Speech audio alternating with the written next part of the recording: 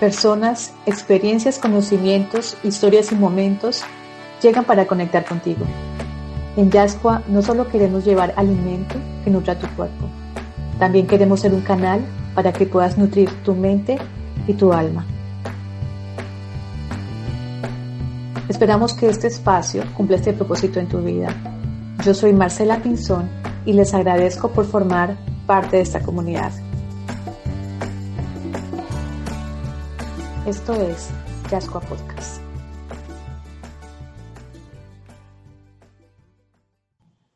Gregorio Saldarriaga Escobar es doctor en Historia y profesor del Departamento de Historia de la Universidad de Antioquia en Medellín. Experto en Historia de la Alimentación, especialmente la historia alimenticia de la época colonial. Autor de Alimentación e Identidades en el Nuevo Reino de Granada, siglo XVI y XVII, y Mestizaje en el Universo Alimentario en el Nuevo Reino de Granada, siglo XVI y XVII. Gregorio ama el fútbol, especialmente el Deportivo Independiente de Medellín. Le gusta comer bien y mucho, y le encanta estar encerrado en los archivos haciendo investigación. Odia las palabras o expresiones que nacen de la incomprensión del español. Hablar con Gregorio es hacer un asombroso viaje en el tiempo. Es conectar con un alma antigua del siglo XVI viviendo entre nosotros. Agradezco a la vida por compartir esta charla llena de grandes aprendizajes alrededor de la historia alimenticia. Buen viaje. Bienvenidos. Bueno, nuevamente estamos en un episodio de Yascua Podcast. Esta segunda temporada está saliendo bastante llena de sabores, de personas relacionadas con el mundo de la cocina y la alimentación. Y hoy seguimos la misma onda con un invitado muy especial, Gregorio Andrés Saldarriaga Escobar. Gregorio, buenas tardes, gracias por haber aceptado esta invitación. Bienvenido a este podcast. Y bueno, para los que no te conocen, porfa, preséntate, danos una introducción de quién eres tú, dónde naciste, a qué te dedicas, y bueno, te escuchamos. Gracias, Marcela, por esta invitación al podcast. Mi nombre es Gregorio Saldarriaga, como dijiste. Yo soy nacido en Medellín hace 48 años.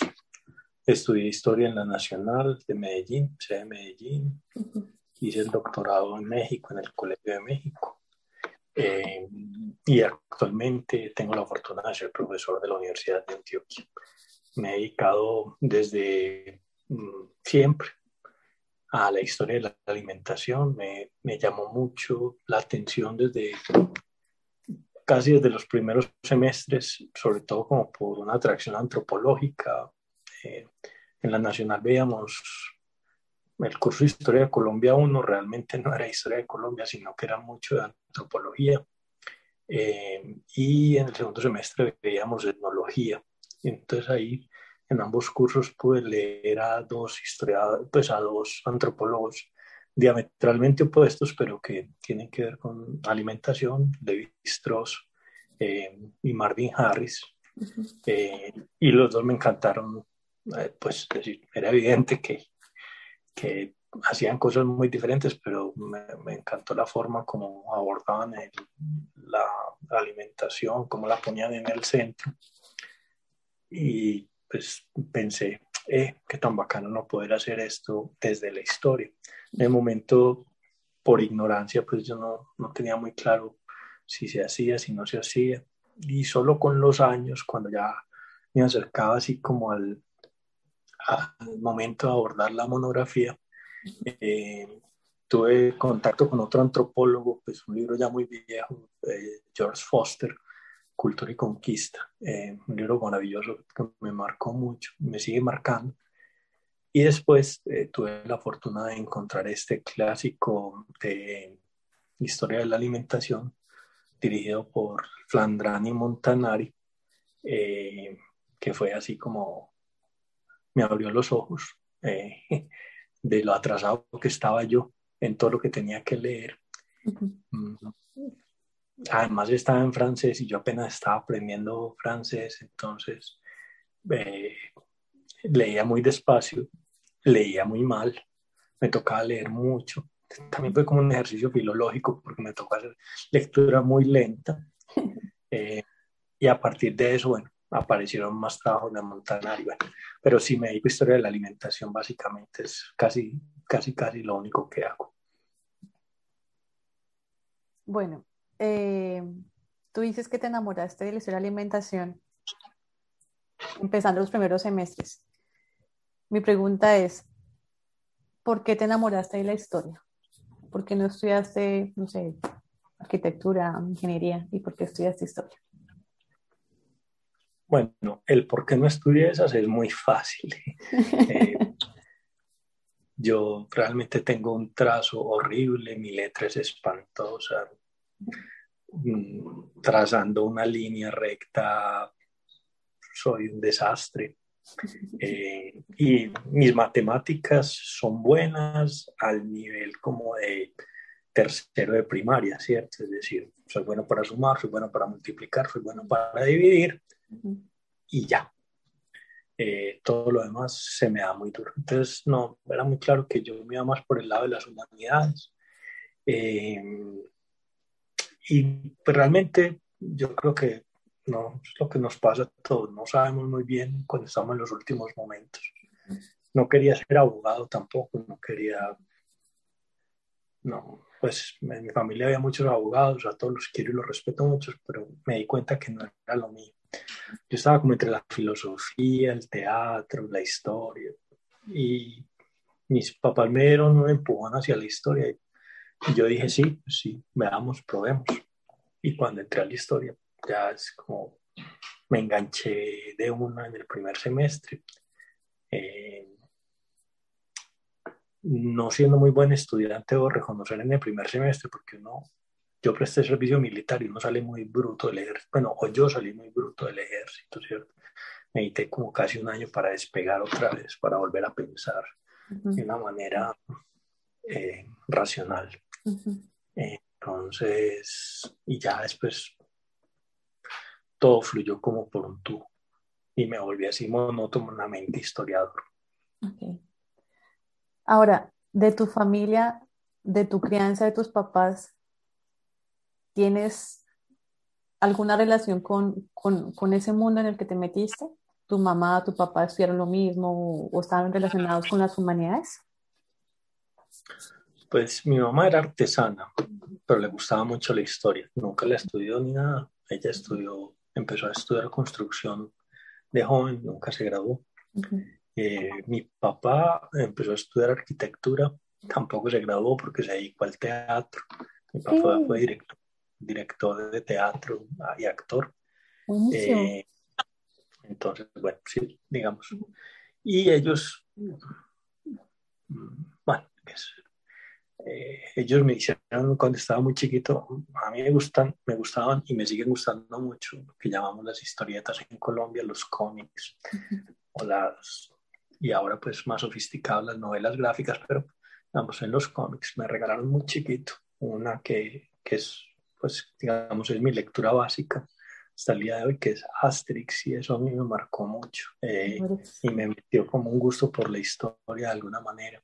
Pues, es decir, no es que sean libros de historia ni mucho menos, pero se ubican en el 50 años antes de Cristo y todo ese cuento, entonces ayuda como a ponerle una dimensión histórica y para mí es como, digamos, es un empujón y ya después de eso mi mamá sí me insistió mucho, pues que pensara en la historia, me conocía bien y sabía que, digamos, entre mi ánimo, mi espíritu, mi forma de ser, era más adecuada esa carrera o esta carrera que otras de otro tipo.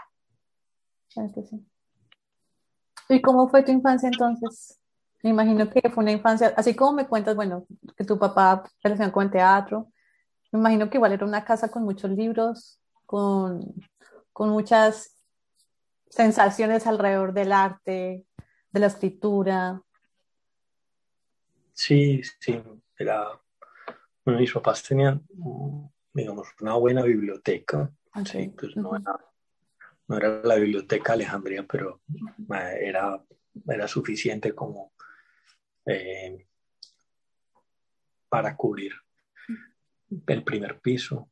de una casa pequeña, pues tampoco, pues, hay que, para el que no lo tenga claro, ser hijo de un actor de teatro y de una artesana tampoco da espacio a muchos lujos ni a muchos excesos. Pues modestamente no faltaba comida, no faltaban, pero tampoco sobraba muchas cosas, pero sí había libros, sí había, y no solo los de ellos, también los míos. Yo tenía una buena biblioteca, es decir, básicamente de cómics, pero tenía una buena biblioteca. Mi papá, eh, cuando estaba muy pequeño, me vinculó con el teatro. Actué en alguna de las obras estando como de 6 años. Con esa obra recorrimos muy buena parte del país. Eh, de ahí casi que pierdo el primero de primaria.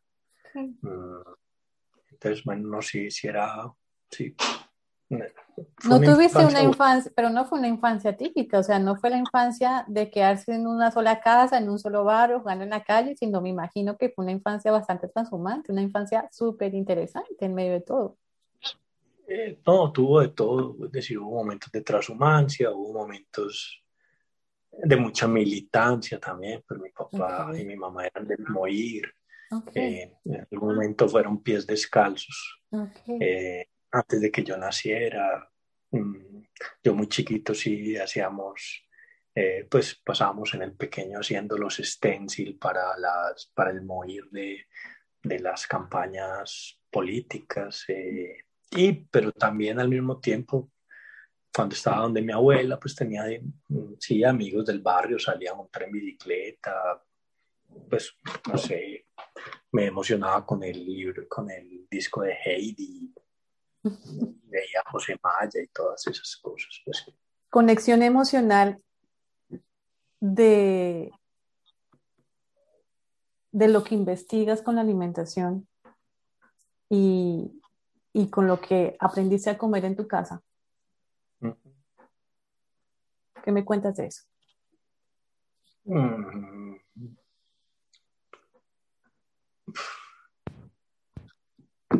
a ver, no, pues digamos,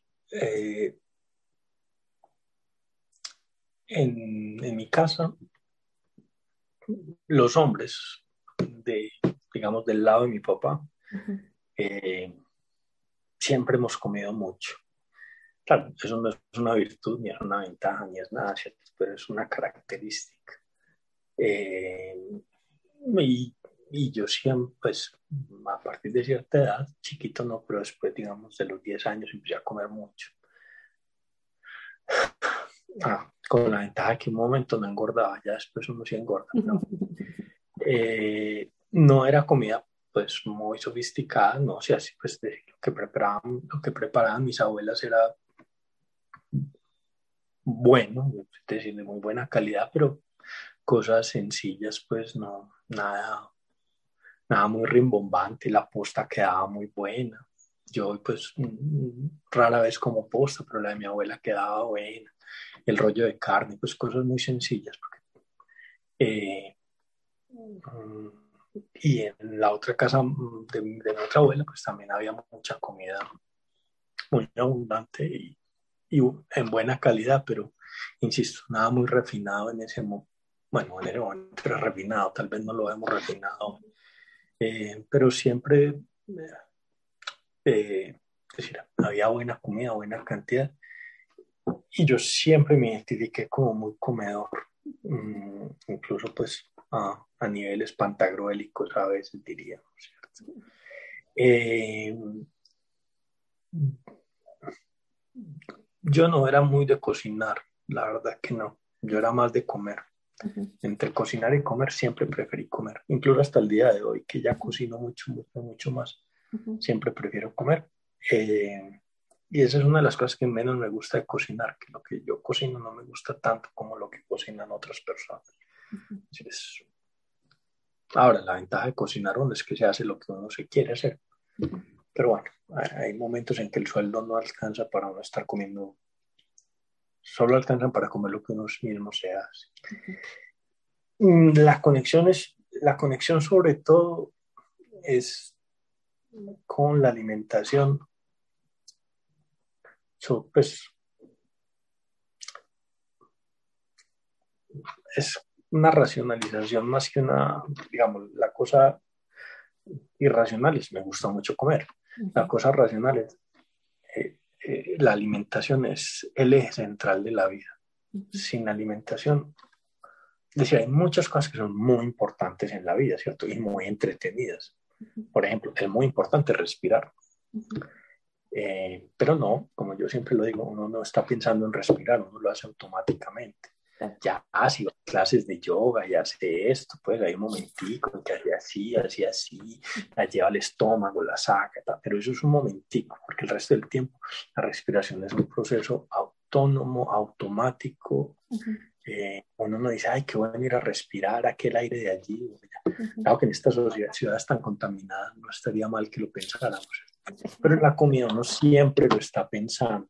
Uno, es decir, o está pensando, o está disfrutando lo que está comiendo, o está pensando en lo que se va a comer, o está pensando cómo va a conseguir la comida que sigue. Es decir, y ya después cuando me di cuenta, o traté de pensar, o se me revelaron los mundos campesinos, que es algo que le insisten a uno mucho, el campesino es una persona que está previendo todo el tiempo. Nosotros estamos muy desvinculados de la naturaleza y creemos que es, digamos, es un asunto de echar cuentas. Y sí, es de echar cuentas, pero lo que hay que estar es previendo todo el tiempo. Yo siembro esto ahora y me lo voy a comer dentro de tanto tiempo. Yo alimento este animalito y me lo voy a comer dentro de tanto tiempo, o lo voy a cambiar por esto, lo voy a volver dinero para... Pero siempre es una preocupación constante por la alimentación. Y no solo es una preocupación, es un placer. Como decía hace un ratito, hay cosas muy divertidas. Es decir, el sexo es divertidísimo. Incluso es más divertido que la comida en ciertas ocasiones. Bueno, depende de la comida, depende del sexo. Pero uno no tiene tanto sexo como tiene comida. Claro. Pues habría que estar a un nivel de actor porno, cosa parecida. Es decir, es algo que y es el agente socializador por excelencia. Es decir, bien sean las bebidas o las comidas, aquel, aquella vieja frase clásica que decía, solo las bestias comen solas, los seres humanos siempre comen acompañados. Bueno, eso está cambiando hoy, pero digamos, ser un compañero es compartir el pan con alguien, es compartir el alimento. Entonces, por eso es que siempre me llamó desde el principio tanto la alimentación, porque pues vos sabes, en historia también una de las cosas que nos meten mucho es la idea de la escuela de los anales, y la escuela de los anales, entre muchas cosas interesantes que dice una cosita y es, pensemos la historia total, o la historia total no es encarguémonos de todo lo que está pasando, sino que cuando pensemos un problema, ubiquémoslo en las diferentes esferas de la vida, ¿cierto? Pensémoslo como un problema político, pensémoslo como un problema económico, como un problema social, como un problema cultural, como un problema ideológico. Es decir, y a mí me parece que pues seguramente todo se puede hacer así, pero la alimentación es como el tema que uno le vincula tantas cosas al mismo tiempo y sin mayor esfuerzo.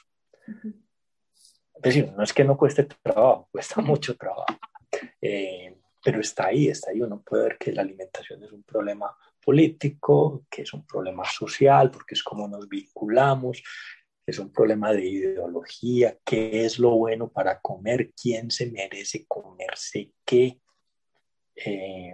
es lo que es inaceptable hacer en la mesa, como todas las cositas que me parece que están, bueno, además de los símbolos y significados que hay en la alimentación, que es, digamos, la parte cultural, me llama tanto la atención. Entonces, ahí es como donde yo me encuentro con la alimentación, así como que tiene que ser esto. Pues es mejor que te dediques a esto. Hace poquito mi directora del doctorado Ujú. me hizo una invitación a algo y me dijo, bueno, yo pensaba que tú con el tiempo ibas a diversificar, pero veo que no.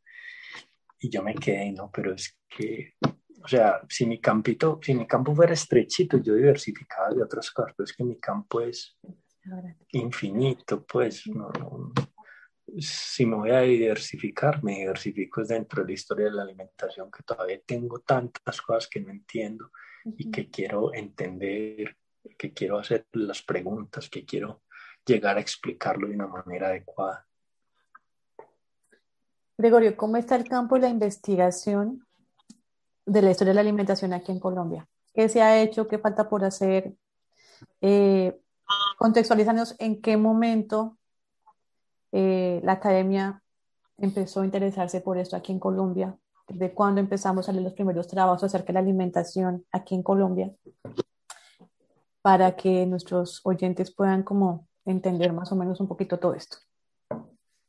Bueno, yo creo que hay dos trabajos, bueno, no, realmente tres autores que empiezan con el asunto, bueno, no, perdón, cuatro, qué pena ahí la vacilada. El primero es Patiño, Víctor Manuel Patiño, Víctor Manuel Patiño, estaba pensando exactamente en él, sí, que tiene ese trabajo, tiene un trabajo muy de la América extenso, Equinoccial.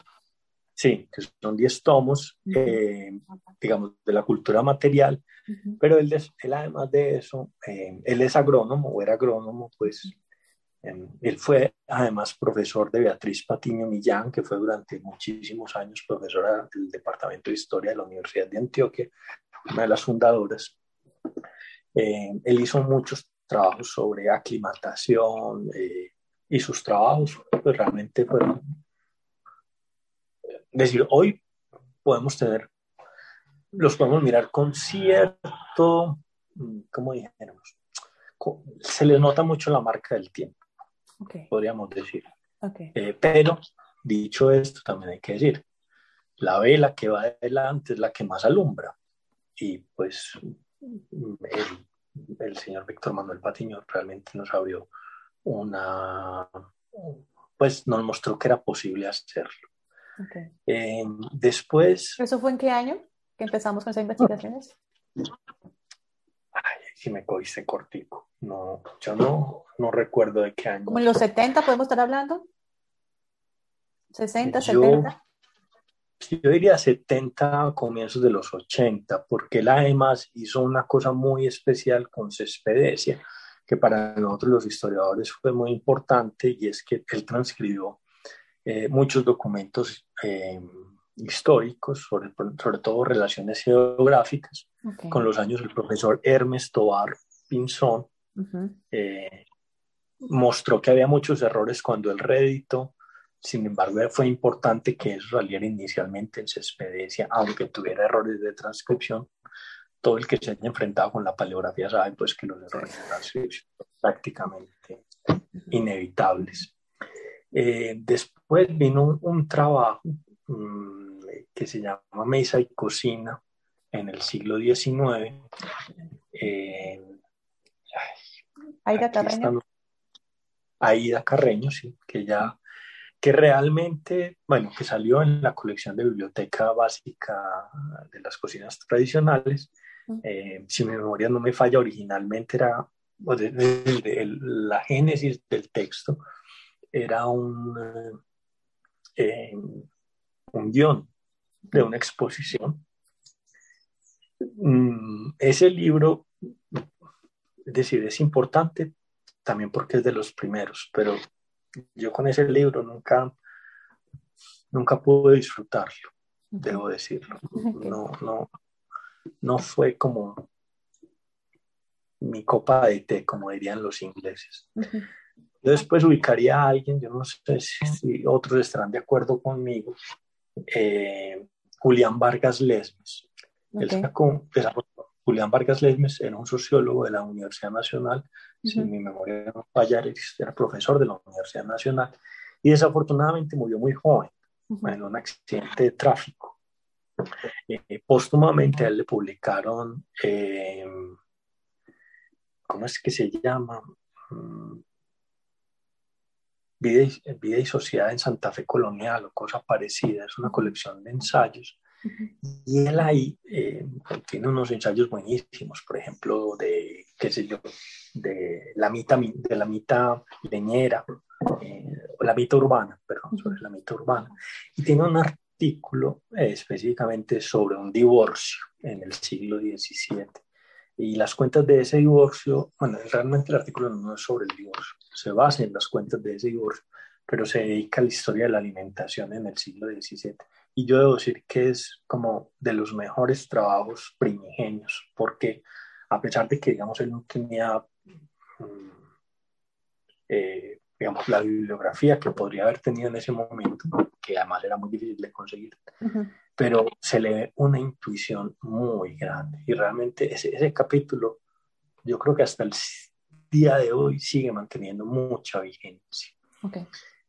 Y la cuarta persona que yo nombraría es un antropólogo, que es Julián Estrada, un antropólogo acá de Medellín, una persona multifacética, es amigo, yo lo aprecio muchísimo. Él sacó 2 artículos, uno en historia de Medellín y otro en historia de Antioquia. Bueno, perdón, el orden es uno en historia de Antioquia y otro en historia de Medellín. Para la gente de Medellín eso fue muy importante porque lo sacó Suramericana de Seguros, hizo una colección, la historia de Antioquia es un tomo, el de historia de Medellín son 2 tomos. Convocó, digamos, a las personas que tenía que convocar para que escribieran los artículos, profesores de la Universidad de Antioquia, de la Universidad Nacional y de otras partes. Jorge Orlando Melo se encargó de la compilación de ambos textos y Julián sacó un texto histórico en cada uno de ellos. Es decir, uno es de comienzos de los, el distrito de Antioquia es de finales de los 80 y el de historia de Medellín es de comienzos de los 90. Después de eso hay muchísima gente, pues ya no los consideraría yo propiamente pioneros, pero hay muchos trabajos que han sido interesantes, algunos más desde la gastronomía que desde, digamos, las ciencias sociales, pero que nos han apuntado cosas, los trabajos de Lácides, digamos, Lácides Moreno en cosas de gastronomía sí era pionero, digamos, en historia o en ciencias sociales, ¿no? Y bueno, ya después de eso también los historiadores trabajamos muy de la mano con los antropólogos en cosas de alimentación, entonces yo creo que Ramiro Delgado entraría ahí sin duda, la profesora Aida, bueno, mi memoria está fallando mucho, pero es una antropóloga ya jubilada de la Universidad de Antioquia, también trabajó cosas muy interesantes sobre alimentación. Y en este momento a mí me gusta mucho lo que han estado haciendo los colegas en Bogotá, el trabajo de Estefan, por ejemplo, el de Juana Camacho. Tienen un grupo de estudio muy bueno. Además crearon la Red Latinoamericana de Estudios Sociales de la Alimentación. Sí, bueno, no. Y en Medellín hay cosas interesantes. Bueno, Germán Patiñosa también con Fogón de Negros, pero no exclusivamente con Fogón de Negros, también hizo aportes muy interesantes en los temas de la alimentación. En la Universidad del Cauca hay un profesor que se graduó, se doctoró en Ecuador en estudios latinoamericanos, una persona súper querida, en este momento se me escapa el nombre, pero también trabajó sobre la alimentación en el valle de... Es un valle, el valle del Patía, perdón, qué pena ahí, lapsus. Entonces, bueno, no, yo creo que hay cosas que se están haciendo y que son muy interesantes. Y que se van a hacer. En este momento, yo no sé si siguió, pero por ejemplo la profesora Diana Bonet estaba haciendo y sacó un artículo sobre la papa, pero además de eso estaba animando Ella es de los a Andes, ¿cierto? Creo. ella ya se jubiló de los Andes, por eso no Ok, sé si siguió. Ella ok. actualmente está dirigiendo la revista Fronteras, Ujú, Fronteras de Historia. ujú, No el anuario de historia regional y de las fronteras, sino el Fronteras de la Historia del ICANN. ujú. Eh, entonces, pero yo sé que ella tenía un grupo de estudiantes a los que animó para trabajar sobre el tema y lo estaban haciendo muy bien en los Andes. Entonces, bueno, ahí hay muchas cosas. Seguro se me escapan algunos, la memoria, como mi memoria es muy frágil, se me olvidan datos, cosas de eso. Bueno, Gregorio, ahora, pregunta, ¿por qué te nos quedaste estudiando la alimentación en los siglos XVI y XVII de este territorio? ¿Por qué exactamente esa época te interesa tanto? Ah, eh, bueno, digamos porque a partir de 1700 el mundo pierde sentido para mí. Ok. Ya no lo entiendo. Entre los siglos XVI y XVII yo entiendo el mundo, no perfectamente, pero lo entiendo. Ya después me cuesta mucho trabajo, me Ok, cuesta mucho trabajo. ok. ¿Y Es en qué sentido lo entiendes? ¿En qué sentido te conectas con esos dos siglos? pues decir esto, después tendría que decir, uy, qué tan humilde, pero es como, yo creo que entiendo cómo piensa, es decir, Ok. cuáles son las lógicas que subyacen, cuáles son, eh, por lo menos digamos, en teorías dietéticas. Yo entiendo cómo funcionan las teorías dietéticas del siglo XVI y XVII. Ok. Eh, eh, la teoría médica la logro comprender según la lógica de los siglos XVI y XVII. Es decir, se me escapan detalles, evidentemente, pero digamos, comprendo la lógica global. Cuando me dicen una palabra, sé a qué se están refiriendo. En el 18 empiezan a cambiar muchos paradigmas. Ujú. Bueno, desde el 17 están cambiando paradigmas, evidentemente, pero en 18 hay un cambio sustancial que tiene que ver con la ilustración, pero no solo con la ilustración.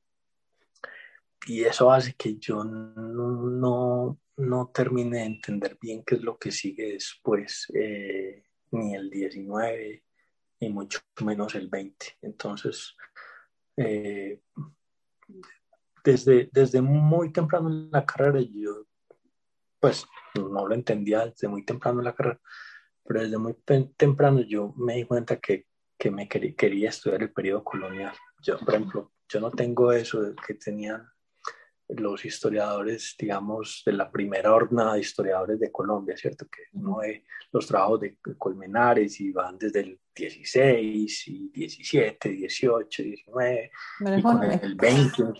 ¿Ah? monumentales que abarcaban todo. Sí, sí, o Hermes, que uno ve Ujú. pues que Hermes puede saltar de periodo en periodo y todo esto, o el profesor Víctor Álvarez, Ujú. eh, o el profesor Jorge Orlando Melo. Yo no Ujú. tengo eso, es decir, yo no tengo esa versatilidad para, ¿no? Me pareció tan atractivo el periodo colonial que decidí quedarme ahí y después de eso, cuando decidí quedarme me di cuenta que es que además no entendía lo otro, pues Ok. son- ya vemos los vicios de formación profesional, podríamos Ok. llamarlo. Ok. Bueno, y a partir de esto y tus investigaciones, para las personas que, bueno, que no conocemos como el contexto y la historia de la alimentación en Colombia, de lo que somos hoy, de lo que comemos hoy, eh, contextualízanos un poco a los que te están escuchando. ¿Desde dónde somos lo que comemos hoy? ¿Sí? Como colombianos. Las mezclas. Algo así, obviamente es una vaina muy larga, pero digamos algo así, resumido. Bueno, Sí se puede resumir, ¿no? no, resumámoslo, sí.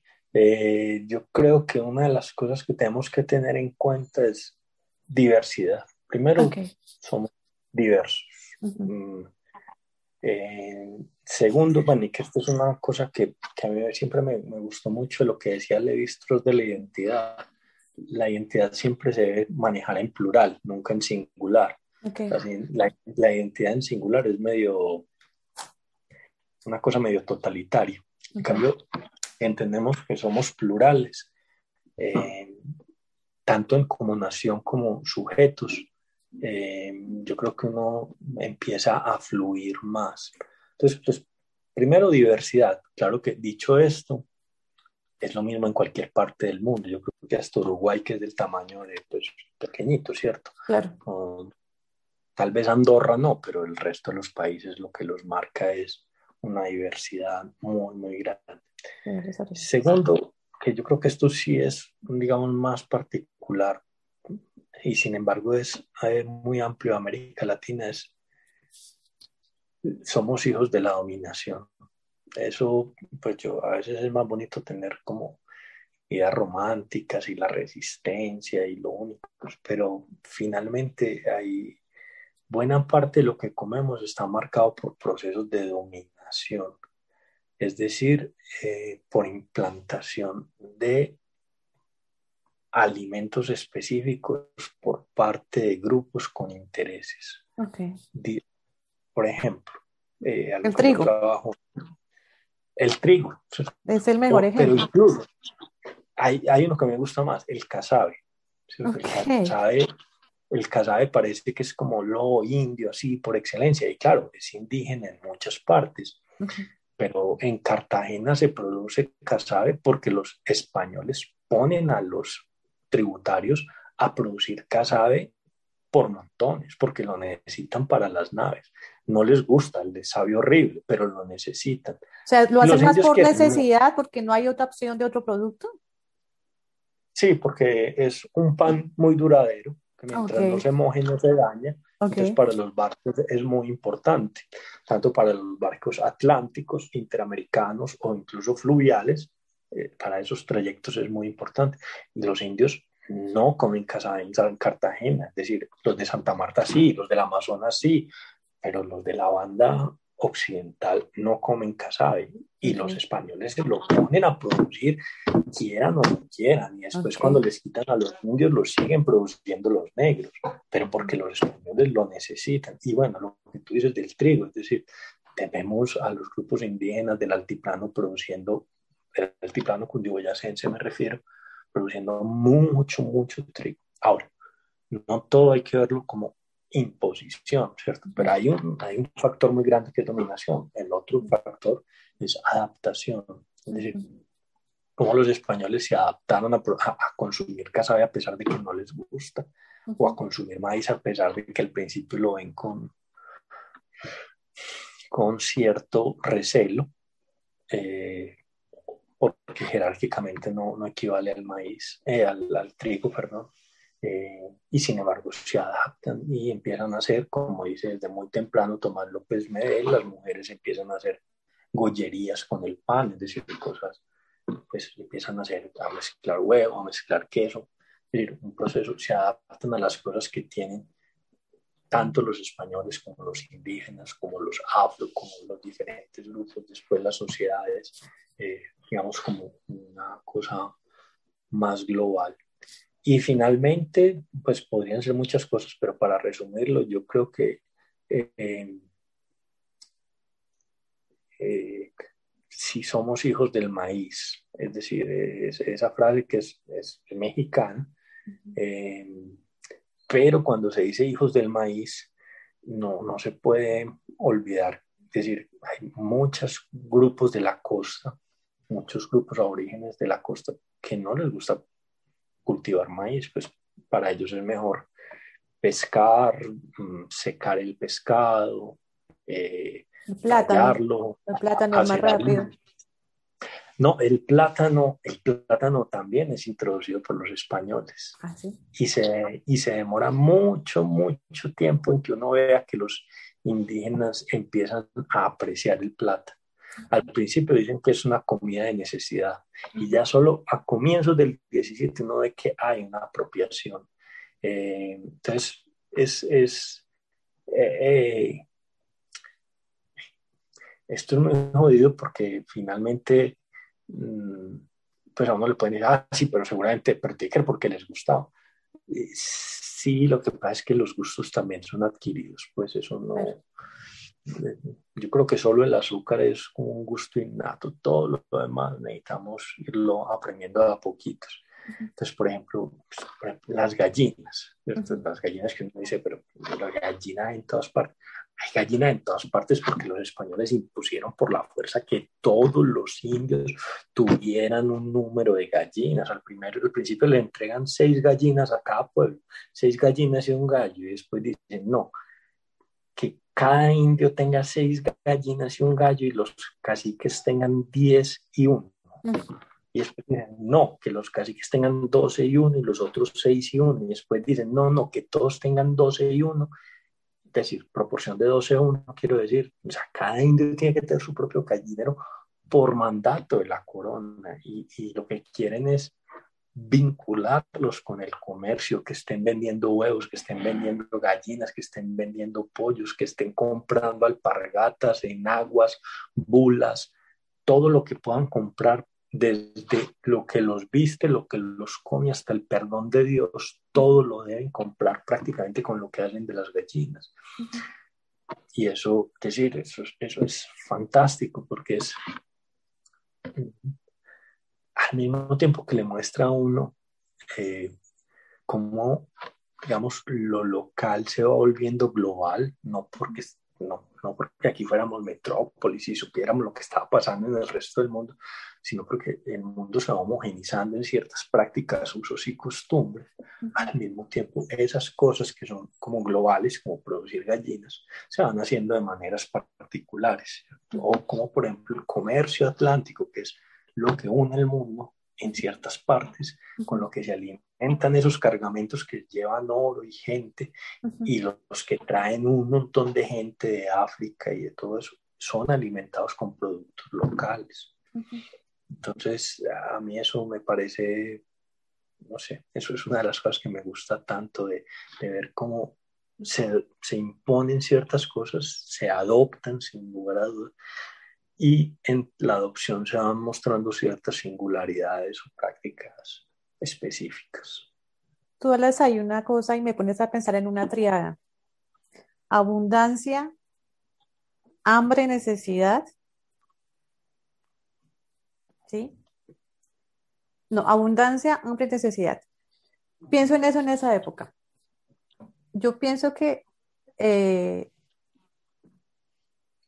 nosotros los colombianos cargamos una memoria de hambre, una memoria de escasez, no solo por las guerras que hemos vivido, sino también por el proceso de conquista, ¿cierto?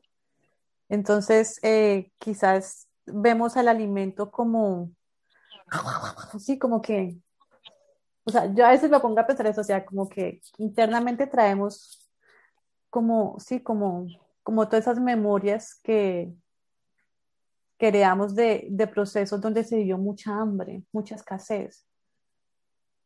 Estamos hablando de 2 siglos donde en un momento podía haber mucha comida, pero también podían haber épocas donde no había nada, ¿sí? Y lo que vino después con las guerras civiles, el colombiano, o bueno, la historia de nuestro contexto ha sido una historia de mucha hambre.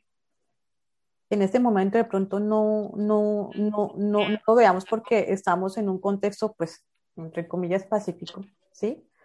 Pero digamos, traemos una historia bastante complicada en relación a la búsqueda y conservación de los alimentos para poder subsistir. Yo creo que tiene razón. Pues digamos, de manera global tiene razón. Habría que entrar a hacer precisiones aquí y allá. Ahora, el problema es que cuando uno habla de hambre, también hay que pensar, bueno, ¿quiénes son los que están pasando hambre? Pues porque es que la verdad es que este país es de una miseria tan atroz, pues Es decir, hace unos años veíamos en la prensa niños que se alimentaban con papel periódico mojado. Pues alimentar es mucho decir, se lo metían a la barriga para, para que las tripas no, no se les royera. Y bueno, en una ciudad como Medellín, el hambre es impresionante. Es decir, la gente como busca en las basuras, tantos desplazados que hay en este país, gente que va con una mano por delante y por detrás, entonces, bueno, y que es tristemente pues una historia muy larga, ¿cierto? No es como un acontecimiento, no, se nos ha vuelto casi una estructura tristemente. Uh-huh. Dicho esto, pues aquí exhibiendo nuestras propias miserias y vergüenzas, también hay que tener en cuenta algo y es, aquí pues voy a sonar como un sacerdote de la intertropicalidad, pero el estar en una zona sin estaciones dramáticamente sentidas, yo creo que también nos da otra relación con la comida y yo creo que ahí no es con el hambre, porque digamos, en la conquista inicial sí hay unos momentos de hambre muy fuertes, pues para los españoles y para los indígenas. Pero después con el paso del tiempo son cosas muy puntuales, es decir, por ejemplo, la langosta.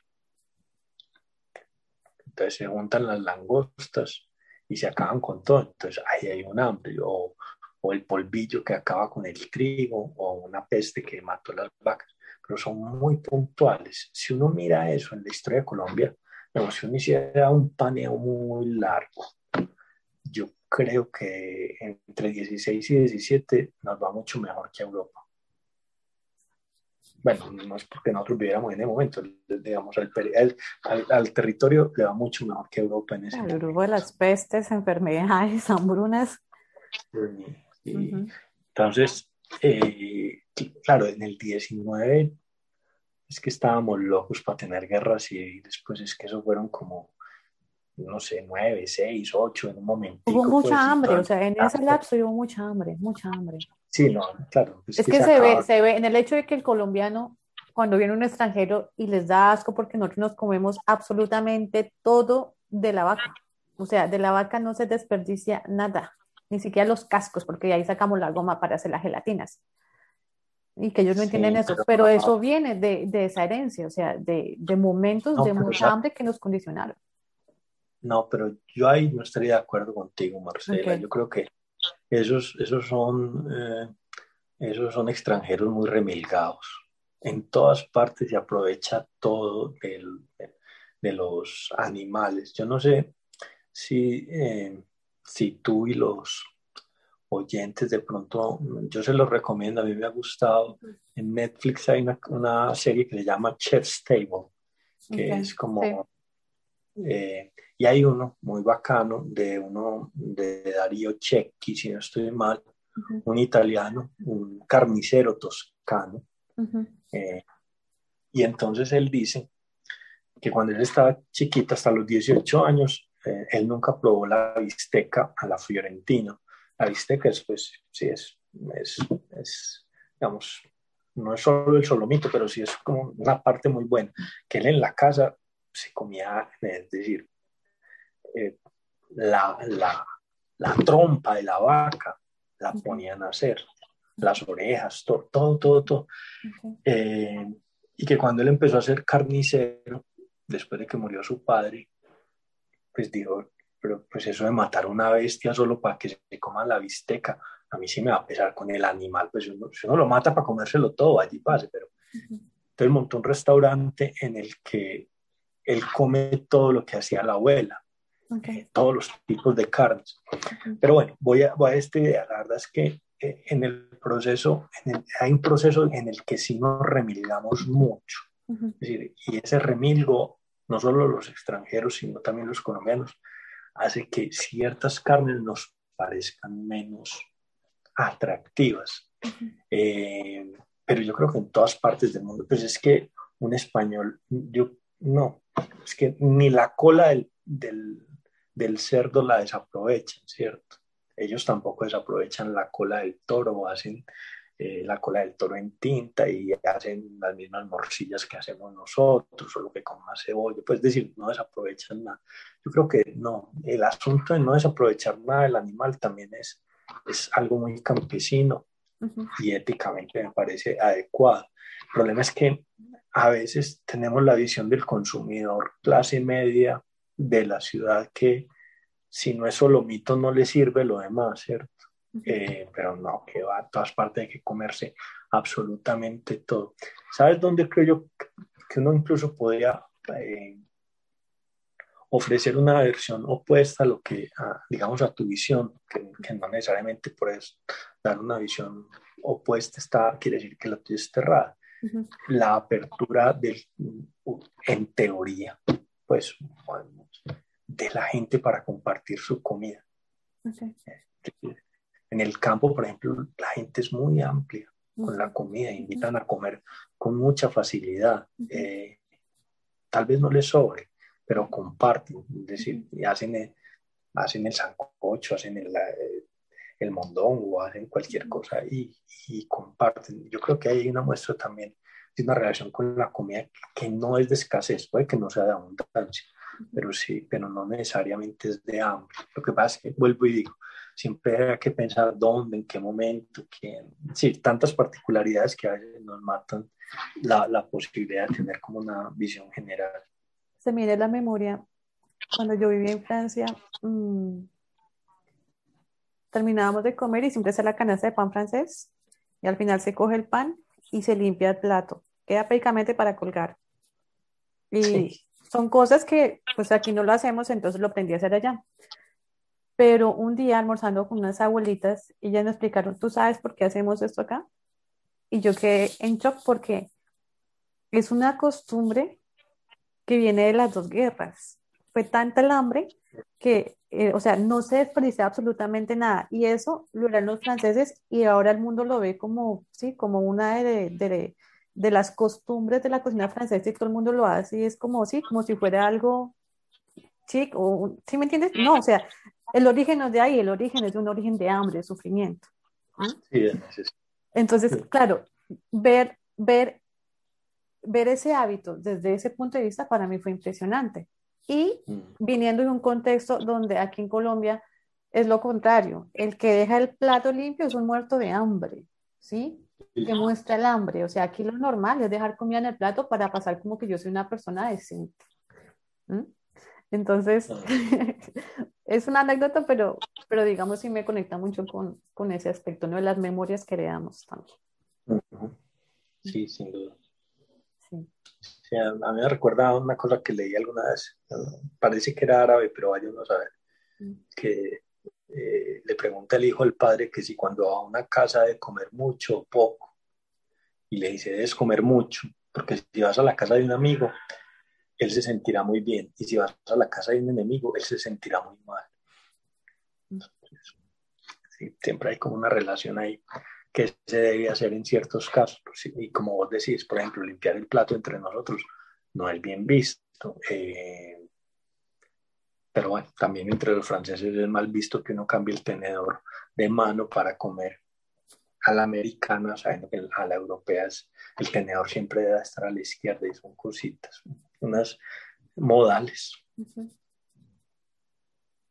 Bueno, yo imagino cómo le va a tocar a los historiadores en 20 años si quieren hacer historia de lo que está pasando en estos dos últimos siglos, entre el siglo XX y siglo XXI, con toda la cuestión de la alimentación en Colombia. Va a ser una locura, o sea, no imagino cómo va a haber un método, cómo va a haber una, ¿sí me entiendes? Una metodología específica porque estamos en este momento en pleno terremoto alrededor de la alimentación y eso está en todo el mundo, pero aquí en Colombia de pronto es como muy evidente de lo que está pasando con las cocinas, de los cambios que se están dando alrededor de la cocina también. Veníamos de un proceso donde de pronto el colombiano miraba mucho hacia afuera, ¿sí? De comer otras comidas, pero en este momento hay un proceso que el colombiano está mirando mucho también hacia adentro. Entonces, por lo menos, no sé si es una moda, como las cocinas tradicionales, ¿no? La matrona y presente en congresos de cocina y al lado del gran chef y grandes chefs cocinando comida que antes no se cocinaba en los grandes restaurantes aquí en Colombia y hoy sí lo están haciendo. ¿Por qué se da todo eso?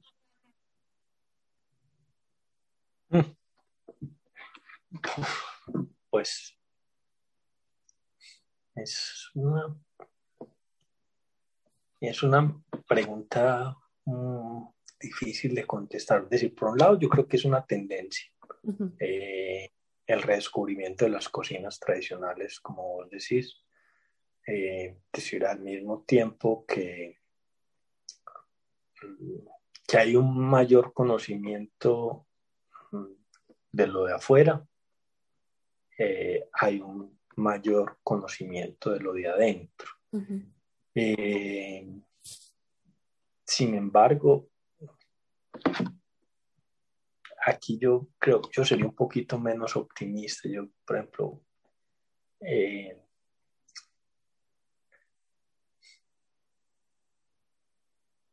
no sé, yo creo que a veces es más fácil conseguir sushi que conseguir, no sé, un plato del Pacífico colombiano, por decir algo, en Medellín por lo menos, Okay. ¿cierto? No, Okay. o un plato o un plato boyacense en Medellín, pues bueno, quiero decir. Okay. Uh-huh. Claro, seguramente el sushi nuestro tampoco es tan bueno, pues, pero bueno. Sabes que yo creo que a mí hay un antropólogo que me gusta mucho, que se llama Jack Goody. Entonces, tal vez de los del siglo XX más interesantes. Él tiene un trabajo clásico, pues tiene muchos trabajos, pero hay uno que se llama Cuisine Classic. Y él ahí propone una cosa, la retoma, pero digamos, la señala muy bien y es cuando empieza a haber una cuisine, es decir, una apropiación de la cocina en que sube de nivel y se le da un valor diferenciado. Es decir, ya no son cocinas regionales o cocinas tradicionales, sino que es una etapa en la que hay una mayor preocupación. Ahí confluyen, si memoria no falla, Goody señala que eran 4 cosas. Primero, una masa crítica. Él lo señala digamos, para un mundo tradicional, pues así como China, pero pensémoslo para nuestro caso, una masa tradicional, es decir, gente que le da valor a comer. Y eso me parece que es fundamental. En el momento en que la comida se vuelve un placer hedonista, no un placer digamos, simplemente de sostenimiento, sino no solamente de cantidad, sino de calidad, ahí hay un giro. Lo segundo, la presencia de la escritura. Como dije, Goody lo señala para un mundo tradicional, pero yo creo que lo podemos pensar. No es que antes aquí la gente no escribiera, pero una cosa que pasa que es muy interesante es que la gente empieza a escribir de cocina. En el caso nuestro, por ejemplo, pues, o en el caso de Medellín específicamente, Julián, en el caso Costeño Lácides, en el caso de Bogotá no se me escapa el nombre, pero hay gente que empieza a escribir sobre cocina y entonces la gente empieza a asumir que hay un valor. El tercero, la comunicación de las diferentes cocinas para vincularse. Y yo creo que eso también eso fue muy importante, digamos, las academias de cocina, porque no solamente estaban pensando ya en las cosas francesas, que son muy importantes sin duda, sino que también estaban rescatando. Entonces yo creo que ese proceso de comunicación, de valor, de darle es decir, esa comunidad que quiere saber más, esa comunidad que está leyendo y escribiendo, y además hay una comunidad que está proveyendo los platos. Hay un cuarto que en este momento no recuerdo, creo que también era muy importante, pero bueno, te lo quedo debiendo, así como a los oyentes. Yo creo que serían esos 3 elementos fundamentalmente. Ahora, Eh,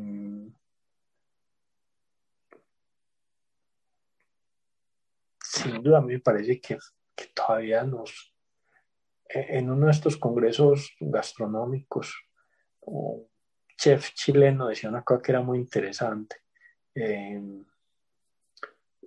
que siempre que llevaban a un extranjero a su restaurante le recomendaban que probara un plato chileno, pero el que lo acompañaba chileno siempre pedía otra cosa que era francesa, ¿cierto? Pues, o un steak o cualquier cosa.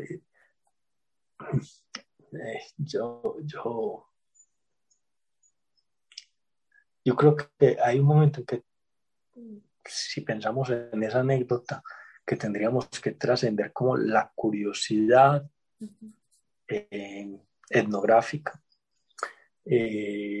Tendríamos que trascender también el chauvinismo patrio. Yo no creo que la cocina colombiana haya que quererla porque no es colombiano, eso es una estupidez, pues, es decir, no la quiere porque le gusta, y si no le gusta, pues no la quiere. Alguna antropóloga peruana me decía, es que uno la tiene que querer como a la mamá. No, no, no, a mí no me vaya a comparar a mi mamá con la cocina colombiana. Es decir, discúlpeme, yo a mi mamá la quiero porque mi mamá fue querida conmigo. La cocina colombiana la querré porque me gusta o porque no la querré porque no me gusta. Pues a mí no me parece que uno tenga que querer las cosas patrias porque sí. Pues eso, es decir, ¿por qué? ¿Te cuenta de qué? Porque sí, no, a uno le gusta o no le gusta. Yo creo que tendríamos que darnos la pela para ver si sí nos gusta. ¿Sí? Empezar a probar las cosas y a comérnoslas con placer. Por eso digo trascender como lo etnográfico, lo chauvinista de la gente. Decía, es que esto es lo de acá. No, esto es lo de acá y es bueno, le gusta, a usted le gusta porque sabe a esto, sabe a aquello, sabe a qué, combina bien con esto, es decir, tiene una buena preparación, tiene un buen sabor, tiene un buen regusto. No sé, lo que a usted le dé la berraca gana, pero le gusta ¿por qué? ¿Cierto? Por razones prácticas. Yo creo que la cocina colombiana tiene cosas muy buenas y otras tienen, pues, que a mí no me gustan. Pero habría que despojarnos, habría que entrar más desnudos a ella para disfrutarla más. Me ¿Te has parece. dado la oportunidad de probar las cocinas de todas las regiones? No, de todas no. Pues, por ejemplo, del Bichada, del Amazonas. Bueno, del Amazonas probé algo. He probado cositas aquí y allá, pero no he tenido tampoco tanta inmersión. Pues he comido cosas de muchas partes, pero como te digo, por ejemplo, eh, Julián Estrada en el restaurante que tenía en el oriente antioqueño, en que haré para enamorarte, tenía un menú buenísimo, un menú tradicional de diferentes partes del país. Y eso era la locura. Es decir, Julián, alguna vez fue allá este, el, el, el que tenía el restaurante El Bully, eh, este man de la comida molecular. Okay. Y él dijo, a mí no me digan que yo hago cosas raras, el que las hace es Julián, vea qué es esto tan raro. No tenía nada de raro, ¿cierto? Eran tamalitos de frisol y tamales de plátano de diferentes partes, deliciosos, porque además debo decir que la investigación que hacía Julián era buenísima. ¿Ya no lo tiene? ¿Ya no existe ese restaurante? No, desafortunadamente lo cerró. Mm. Había otra mujer en Medellín, no recuerdo su nombre, tenía un restaurante que llamaba La Casa de Olivia, perdón, también tenía unas cosas así de cocina boyacense, pero buenas, buenas. El atollado que vendía era la locura, bueno, los atollados porque eran varios, no vendía uno solo, pero eran los aborrajados, eran como para uno quedarse ahí comiendo días enteros, eso era buenísimo, las marranitas, bueno, todo. Desafortunadamente, Era un viaje nacional desde tu ciudad. sí, era tal cual, era puro turismo gastronómico, pero muy, muy bueno. Desafortunadamente, yo no, tal vez por ignorancia o porque el dinero ya no me da, no he vuelto a encontrar ningún restaurante de ese tipo. A mí me parece que faltan cosas de ese tipo, pero insisto, no por chauvinismo, no, porque son buenos, porque tienen cosas muy buenas por ofrecer. Y es que, por lo menos, yo me he dado cuenta que en Barranquilla, desde que vivo acá, yo soy bogotana, después vivo en Santander, pero Barranquilla para mí es como una gran escuela en ese sentido. O sea, Barranquilla es una ciudad con tantas cocinas, de Así. tantos orígenes, de tantas mezclas, pero entonces sí me da la sensación de que todas divididas, ¿sí? La cocina italiana por un lado, la cocina árabe por un lado, la cocina tradicional por otro lado, pero no hay realmente como un verdadero diálogo para conectar todo eso y Barranquilla está acá. Barranquilla está mucho más conectada con Miami, con el Caribe que con el interior. Entonces, el Pero, desconocimiento que hay acá de lo que se está moviendo adentro es grandísimo. Pero, sin embargo, hay una resistencia, por lo menos la comunidad santandereana aquí en Barranquilla. Aquí no imaginas la cocina santandereana que he encontrado de un nivel increíble, ¿sí? Pero es, solamente pues lo conocemos los santandereanos o los que ujú, tenemos contacto con santandereanos, ¿sí? Pero digamos, hay un desconocimiento y una falta de poder conectar con otro tipo de alimentos, arepas de Boyacá, cocidos, ¿sí? Con toda esta comida que, o sea, o sea, realmente la división sí, es una división geográfica. Nuestro país es una locura, las montañas, todo lo que nos divide, pero es una división mental también, ¿ves? tal cual. Pero yo no sé, pues yo la verdad debo reconocer que Barranquilla no la conozco mucho, pero sí, pero a mí, por ejemplo, el trabajo de Alex Kessel me gusta mucho. Okay. Eh, Tanto en su restaurante, digamos, de comida libre, pues, como le dijéramos, sirio-libanesa de Tiro pronto. libanesa. Ujú. Y ahora con el otro que abrió Palo de Mango, que es como más, Con lo tradicional, más, con la comida local. sí, Ujú. pues decir, no he tenido la fortuna de probar el de Palo de Mango, pero las cosas que él pone en Instagram realmente se ven buenísimas y se ven muy tradicionales. Y los recetarios, él sacó mm,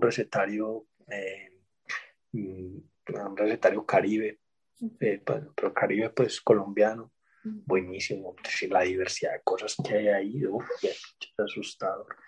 Mm, Pero sí, efectivamente, como bien lo señalas, a veces está muy compartimentada la comida en los restaurantes y también es un grado de especialización que en ocasiones se necesita. Uno ¿Sabes, también sabes desconfía. cuál es el ejemplo de un país que logró como derribar esas barreras mentales alrededor de, ¿sí? de lo que nos une?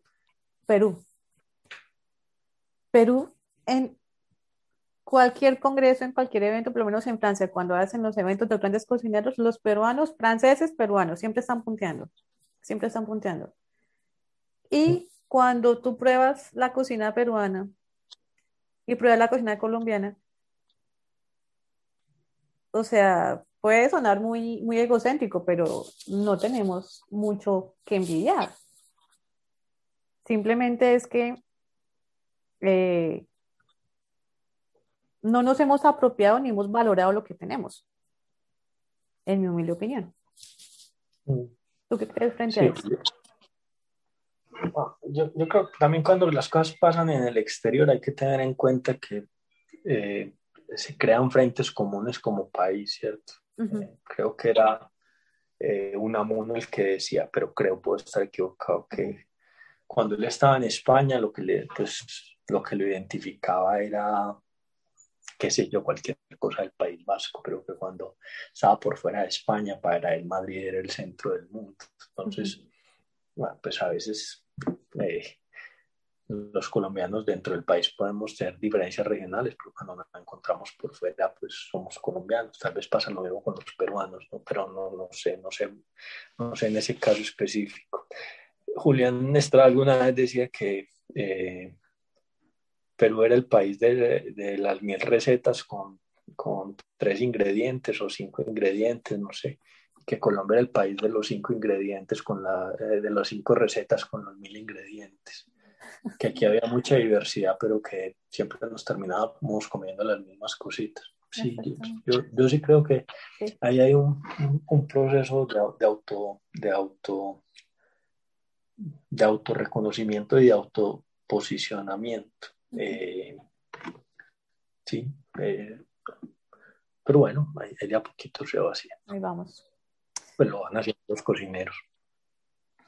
Bueno, para los que hacen parte del mundo académico, específicamente historiadores y personas que están interesadas en investigación alimenticia, ¿cuáles son las principales fuentes donde se puede hacer investigación en este momento? Fuentes documentales. Sí, fuentes documentales. Pues no, depende mucho del periodo que uno quiera trabajar. Decir si es para el mundo siglo XIX, para el siglo XX, XXI, eh, la prensa y los recetarios están explotados en este momento como una de las grandes fuentes. Es decir, el trabajo sobre recetarios es muy importante. Yo tengo el gusto de estar dirigiendo ahora una tesis doctoral al respecto sobre recetarios en Medellín. Pero pues más allá de eso, por ejemplo en México hay una profesora, pasa que el apellido es como enredado, entonces no me da pena pronunciarlo, pero ella tiene una obra larguísima sobre recetarios. También para pues para este siglo XX y el XXI, la dietética, la nutrición y la dietética tienen un campo grandísimo ahí como de estudio, ¿cierto? Que es muy fuerte. También hay otro campo para este tiempo presente que es mucho, que es la hotelería. La hotelería y el turismo. Y ahí hay mucha documentación que se puede, pues que puede ser muy buena. Para el 19,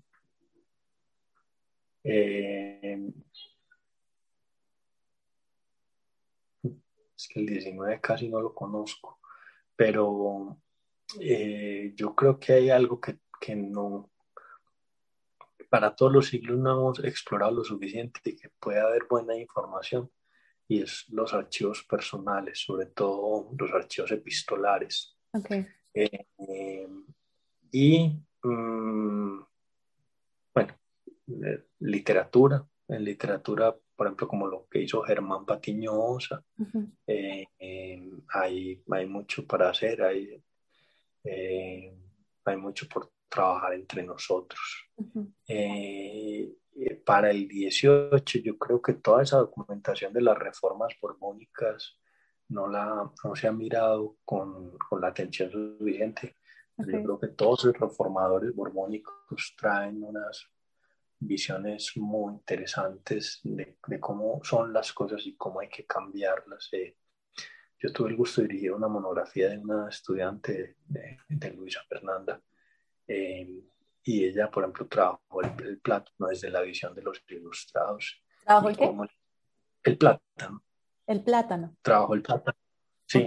Y muestra cómo el plátano pasa de ser considerado algo positivo a ser algo considerado negativo en un abrir y cerrar de ojos, como lo que nos condena al atraso en el 18 era el plátano, y de dónde salen estas ideas.